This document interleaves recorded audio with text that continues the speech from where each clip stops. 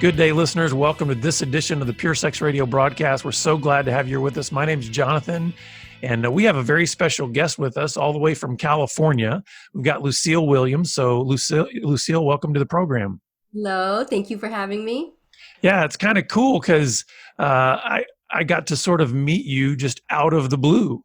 I get this amazing email from you that says, "Hey, by the way, your ministry is, a listed resource in one of my books." And I thought, wow, this is so cool. And then when I started kind of researching you and seeing the stuff you're doing, I'm thinking, oh my goodness, we're doing parallel stuff in the sense of dealing with, sexuality and dealing with marriage and intimacy and all these kinds of things. So I thought, man, I've got to reach out and have you come on to the program.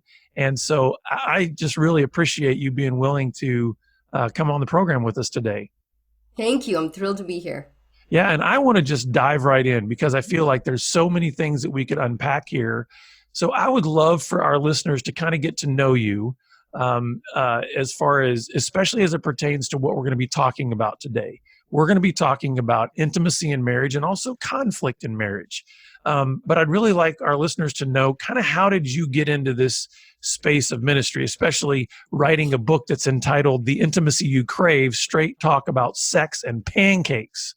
So give us a little background on you and kind of what got you kind of pointed in this direction of dealing with these topics in ministry.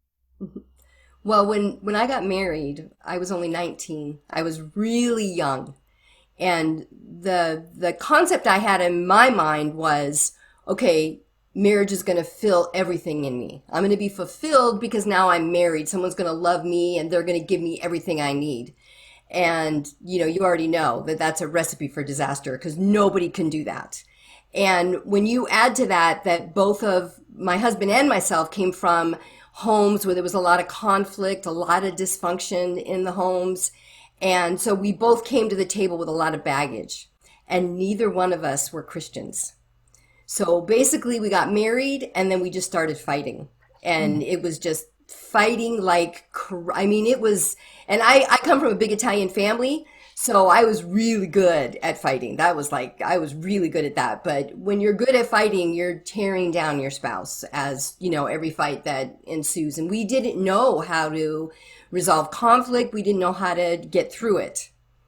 Mm-hmm. And so there's a whole lot of stories in there. We on our honeymoon, we thought everything was great. And then all of a sudden it was the night before we left and we had packed all of our clothes and we're sitting with other couples, and my husband put his head back and he started vomiting all over the place.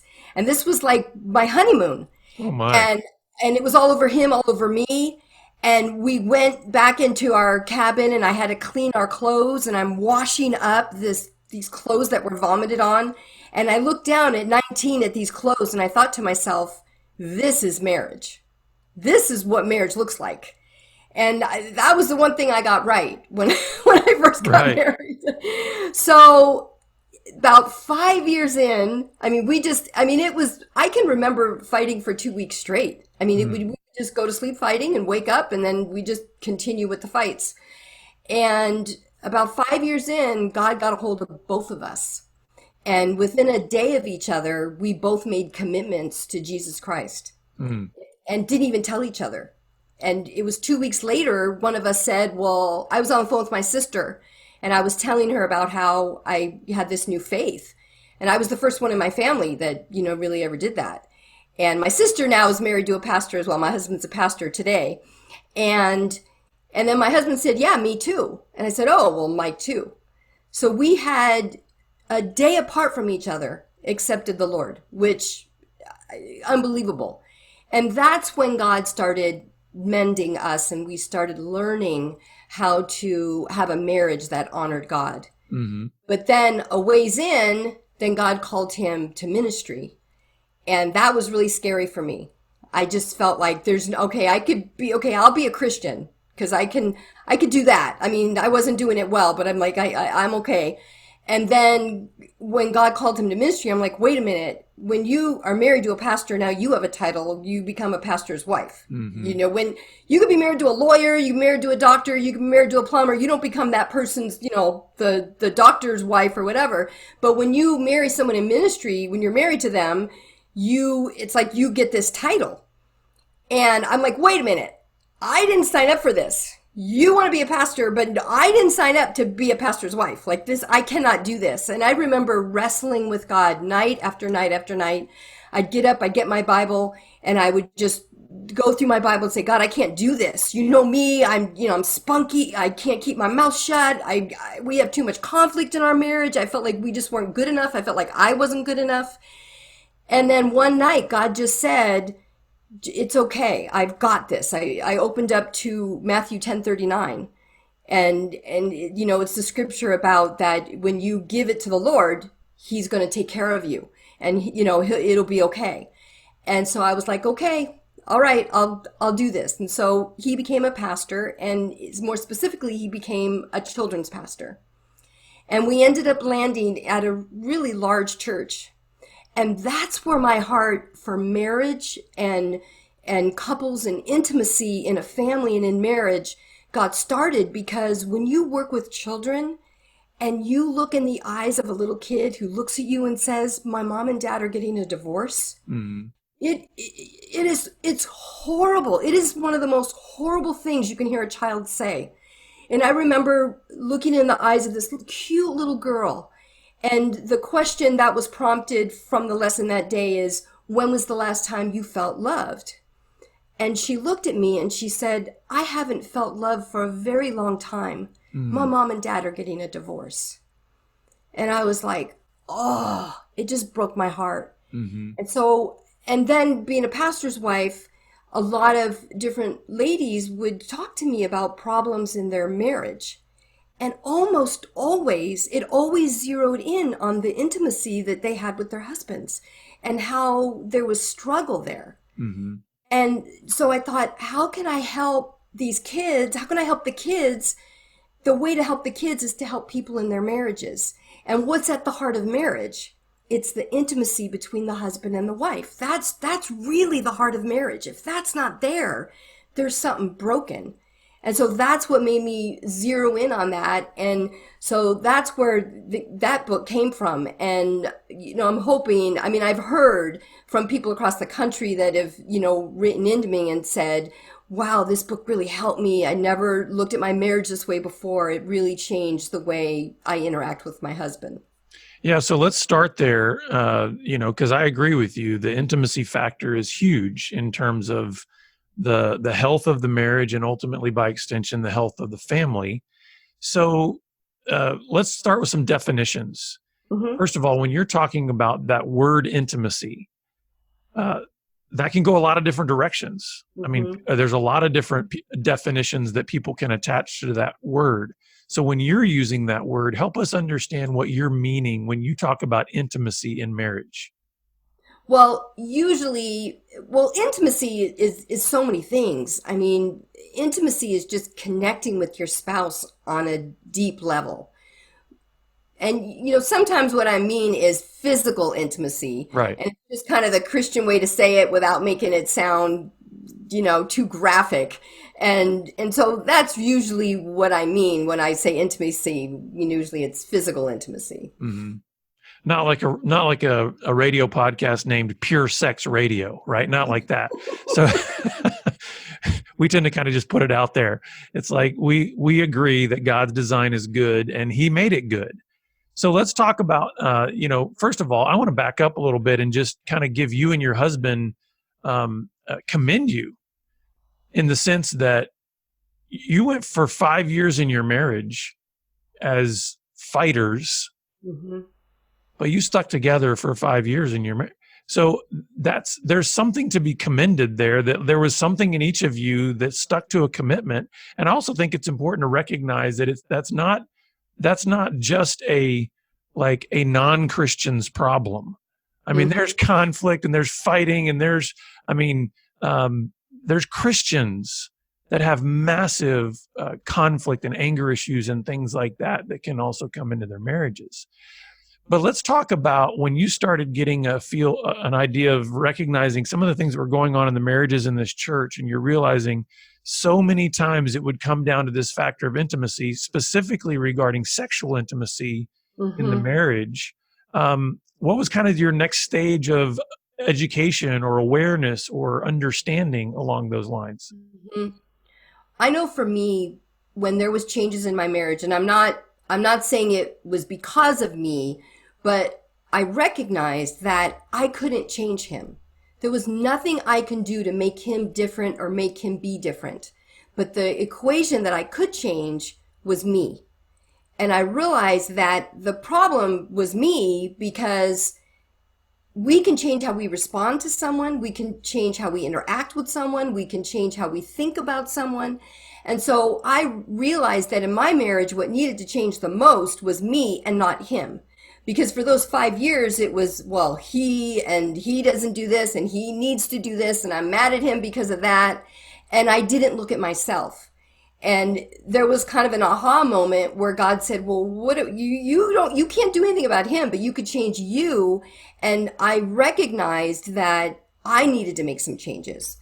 So when I started talking to ladies, they would say, "Well, he this, he that." And I'm like, "But I'm not talking to him. I'm Mm. talking to you. We can't do anything about him, but we can change your perspective. So tell me what's going on for you." And so many times ladies would say, and sometimes we'd be talking, and I just jump right to the heart of the issue. I'd say, "Well, what's your sex life like? Hmm. What's going on there?" And so many of the ladies would say, "Oh, I cut him off. That's it. I'm mad at him and that's it. I did away with it." And I was like, "Oh." And I'm like, "Well, that's going to cause some problems." And I remember one young lady, she hadn't even been married very long. And she said, "Yeah, oh no, I cut him off." And she says, "And he's so angry. He's yelling, he yells at me, and he's not very nice." And I said, "Sweetheart," I said, "if somebody put you in a cage and didn't give you any water, don't you think you'd be a little upset with them too?" I said, "This isn't very kind to him, just to treat him like that." And all of a sudden, the lights went on, and she's like, "Oh." And it's like, no, it's like she didn't put two and two together. And then about 3 months later, she was pregnant. So I think that, the talk worked. They worked it out. But yeah, they worked it out. But when I would talk to ladies, like it seemed like it always went back to what was happening in the bedroom. And so that's Mhm. how that's how that kind of got started. I would just say, "Well, what's going on?" And sometimes Now, it was just, you mentioned earlier too, like every couple, when you and your husband got married, you brought your own baggage, right? I mean, everybody's got their own histories, their own brokenness, whatever. So as you're maybe now talking to these couples or talking to these wives, I'm sure you're getting all kinds of stories. You're getting all kinds of background. You're getting not only that wife's story and maybe learning that maybe there was some abuse in her background, or she's got a far less than biblical understanding of God's design for sex if she thinks she can use it as like a weapon. But then hmm you're also probably hearing of maybe their husband's stories of like, well, I think he's looking at porn or he's got some kind of history with whatever it could be. As you start hearing all of the kind of the mishmash and the chaos of these stories, how do you help these wives especially, how do you help them to have a higher view of sexual intimacy when it can be seem so easy to say, you know what, that's way down my list of importance right now because my emotions or my spirituality or any number of things or just even my kids are just hmm far more important than that in my life right now. And so when you kind of take that whole mix of mess that is called human life, hmm how do you help integrate and start to build up a better understanding of the goodness and the beauty and the importance of God's design for sex and marriage? hmm A lot of times what happens is you really have to zero in on what their issue is. And if the woman has some kind of sexual abuse in her background, that's a big deal. And I've come across that quite a bit. And that they oftentimes they just need to get help for that in one way or another. And sometimes they just need to seek out professional help, or they need to join some kind of a support group, or sometimes even just reading different books about it can really help them. Or one time there was one gal who she had never told her story to anyone. And I was the first one she told her story to of what had Mhm. happened when she was a kid. And then I prompted her to tell her husband, and she told him, and that started their healing. And they had been having trouble. And once she said, hey, this happened to me when I was a kid, and they had been married for like 10 years and she'd never told him. So there's that. And then there's, sometimes it's just the way they're viewing their husband. Like sometimes I'll get on the phone with someone or be face to face, and they always have a long list of, well, he did this and he did this and he did this, and I don't like this and I don't like that. And I'll just kind of let them get it all out. And I'll say, okay, well, tell me what he does right. What do you Mhm. love about him? And then she, oh, well, he goes to church, he's good with the kids, he this, he works, he's loving, I can trust him, he's loyal, he's never cheated on me. I'm like, okay, well, those are some good things. Let's focus in on that. Think about those things. And so sometimes it's just a matter of changing our thinking and saying, okay, let's be thankful for the good things. And I'm like, does he come home at the end of the day after work? And she's like, yeah. I'm like, well, you know how many men don't? They're off Yeah. doing something else. Yeah. So be thankful for that. And then, if there is, like, let's say he does have some kind of a porn habit, or, he's looking at it and it's really upsetting them. One of the things I tell the ladies is the biggest thing you can do to help him is to love him in spite of that and be understanding. Because if he had cancer, or if he was struggling with, let's say, maybe overeating, or, something else, you'd be a little bit more understanding. And usually the thing that can help men the most, and you probably already know this, is just a loving wife who understands and doesn't shame them for it. Because Mhm. we all can fall into different addictions. And if that's where he, ended up falling, then a wife can be very instrumental in helping him get free of that by just saying, okay, like, don't shame them, just accept them, and just how can I help with this? So I'm sure you can get all kinds of feedback, maybe even some pushback from people, who say, "Listen, I'm, almost like they're sorry that they told you there's some problems there." But I want us to focus on the couples that are saying, especially the wives that are saying, I want better intimacy in my marriage. I want to work on this.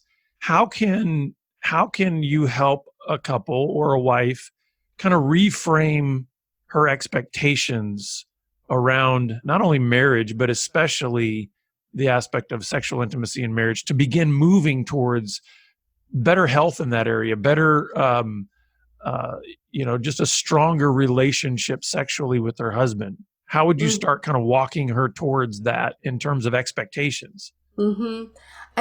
Every single person is different, as you know. When you get eyeball to eyeball to someone, they always have a different story, so it's always, slightly different. But one of the things I try to just stress, across the board is just the idea that the sexual intimacy is for connection. It's a way God made us to be able to connect. And instead of having these expectations around it or certain goals in mind, the idea is just the idea of being close. And one of the things I try to stress with women, married women, is when your husband is approaching you for physical intimacy, what he's saying usually is he wants to connect with you, and that's just his way to connect. And women don't get that. They think of themselves more of like, leave me alone, why are you bugging me? But it's like it's his way of saying, hey, connect with me. Just like, ladies will sit down for an hour and talk to our girlfriends, and that's what really connects us. We love to talk, or I'm talking in generalities. Mhm. But so the concept is he just wants to connect. And I was talking to someone just last week, and they were saying that when they would approach their time in the bedroom with their husband, they had certain expectations in mind. And I suggested don't enter with expectations other than the idea of being close to them. And then, I think that's the best way to enter your physical relationship. And sometimes what I'll tell the husbands is, because so many times the struggle that a lot of husbands have in this area is they're so performance oriented that their anxiety is around, will they be able to perform sexually in a way that their wife is, wowed by. And so I Mm-hmm. always tell husbands, I say, again, like you're saying, it's more about the connection than any kind of performance. Mm-hmm. So if both spouses can have that kind of mentality, I think going into the sexual intimacy of the relationship, I do think you're right. I think that can go much further for building that intimacy in a way that goes deeper than just, hey, we had a physical connection and that was it. I think God's design is far deeper than that. Mm-hmm. That it's meant to be about oneness. So, can you help us think through? I mean, the reality is conflict also is much bigger than just around sex. But I think the sexual intimacy piece of a marriage can also create a lot of conflict, right? Because, Mm-hmm. like we said, there can be these different histories, there can be different expectations. How would you help a couple out there work through the various conflict, realizing, yes, all couples are different, but if you were to say maybe some of the most common conflicts that you might see in a marriage that can hamstring building intimacy in the marriage, what are some things that you would try to help couples do to work through their conflicts? When couples have conflicts where they're not resolving things, then what that does is it erodes trust. And when there's a lack of trust, that's going to show up particularly in the bedroom, because that's one area that we need to trust each other. So couples really do need to learn how to resolve conflicts. And it's, we all know that's a challenge, because what happens in marriage is your feelings get hurt. And once your feelings get hurt, you just kind of shut down and you go into a defensive posture. But what I try to help people do is, instead of getting defensive, is just stop and think, okay, what's happening here? Like, they're not trying to hurt me. They're not trying to harm me. It's not like your spouse woke up that day and said, okay, what can I do to hurt my wife? What can I do to hurt my husband? Nobody's doing that. So when you do feel that hurt, the first step is to say, they don't mean to hurt me. They want what I want. They want us to have connection. They want us, they want a good relationship with me. We want to have a good relationship in our marriage. So the first thing is to just basically give them the benefit of the doubt and say, okay. And a lot of times what it is it's triggers from our past. Something happens where they feel something or we feel something, and it's so strong because it connected us to something that happened when we were a kid, a wound that we never healed. And all of a sudden, your spouse does something not really intentionally, and you're feeling really wounded, like you feel abandoned or ignored or diminished or worthless or whatever those feelings are that come up. And so when things come up that are really big, what I try to help people to do, and I try to do myself as well, is to stop and say, okay, wait a minute, this is a little big for this situation. I need to figure out why this is such a strong feeling. And then if both husband and wife can get to a place where they can trust each other and just say, you know what, I don't know what's going on, but this is really painful for me right now. And a man that can say that to his wife, a wife, that is so endearing to her. Like, what? Like, I just hurt you? Like, to just say, wow, that hurt. This is really painful to have this happen. This is how I'm feeling. And when a husband can get to a place where he can say, this is how I'm feeling, and, would you help me unpack why this is so strong for me? And that right there is intimacy. When a couple can get to work together on that and just be on the same team and say, okay, you have some pain here, you have some hurt, and tell me about it. Let's talk about it and let's see what we can do to resolve it. Yeah, one of the things I'm hearing as this thread of a theme through everything that you're saying is, whether it's about sexual intimacy or whether it's about dealing with conflict, it seems like all of this is moving towards what our deepest need is, and that is to be known and loved. Mm-hmm. And so when you talk about it being about connection, and what I hear in the resolving of conflict, it's about understanding. And so all of that is aimed towards, Mm-hmm. what are we doing to know and love each other in Right. our marriage? Um, Exactly. and like you said, and I think, because sex is such an explosive emotional and physical aspect of our lives of being human, that's why I think it can be such a volatile danger, and it can create those wedges in a marriage, because for some people it just may be too painful, for some people it just may be too emotionally vulnerable. So I do want to ask this, because we've only got a few minutes left, and Mhm. I have to ask about what's the deal with pancakes in your subtitle, sex and straight talk about sex and pancakes. So can you give us the scoop on what you're talking about there? Well, actually, that ties into one of the chapters, and one of the chapters in the Intimacy You Crave is surrounded around fantasies.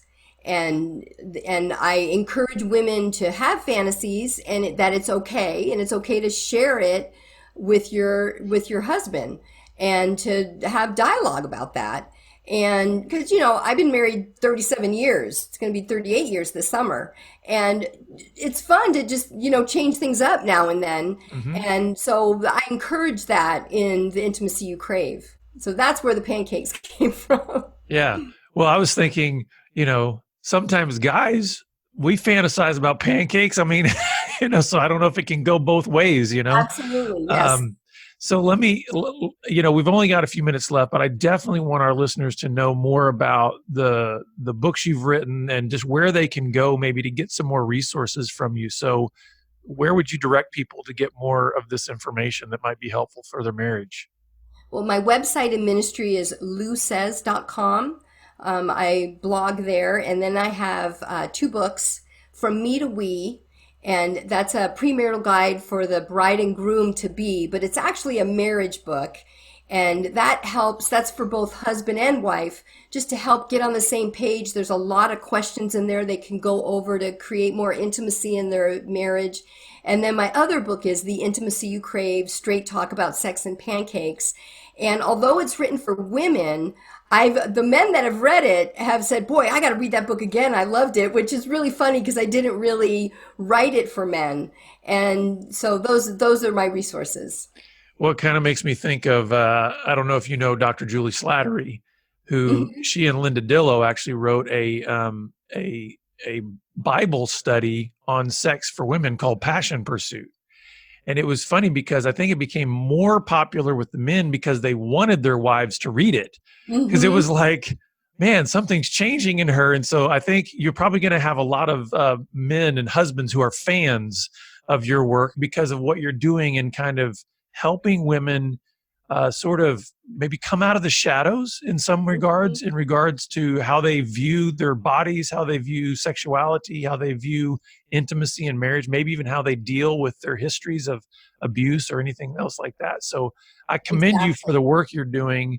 And it's so good to have you here, Lucille. And thanks for Thank being you. part of the program. Thank you. It's been an honor. Yeah.